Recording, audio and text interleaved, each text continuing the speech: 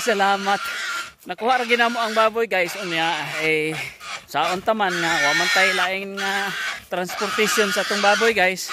Actually naka panghulam gini og Hilux dinhi sa bukid guys. Di man pod noon nga sa panghinambog pero at least naka Hilux ginoon pod mi. Pero dili sa kay kusog mudagan ni nga Hilux. Naminayra kay naisakay nga baboy. Maray among Hilux guys. To ara. Uy, Hilux pick up. Mo mana dia. Mo mana god. Atong Hilux Dres Bukid pick up. Oh, kargahanan og goods. Nya kay baboy among gikarga sa Hilux. Unya ang makina ana guys, COW ang makina sa among Hilux. Okay. Actually di man makarelate ko ang taga syudad ani sa kinabuhi sa bukid, di sila karelate ani guys. Makarelate ani katura taga probinsya. Hangad-hangad ko guys kay basig makita ko og bayabas. Wa may bayabas karon.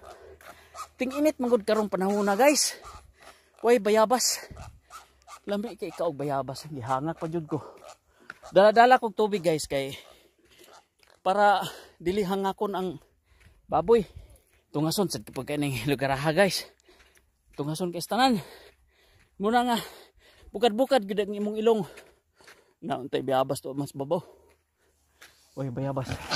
Oh, tara guys. Hilux pick up.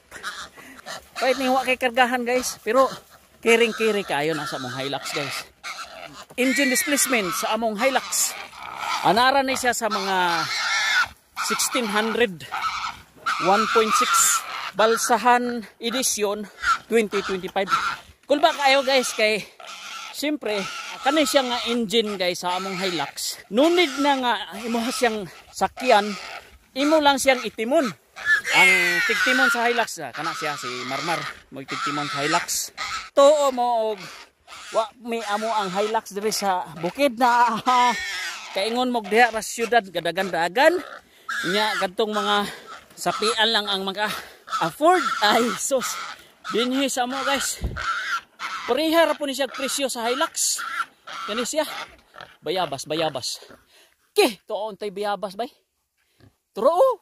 Matar. Habog man. Relax sa mi kay ang karga sa Hilux. Nag-relax po duwa na sa bahay. So, di.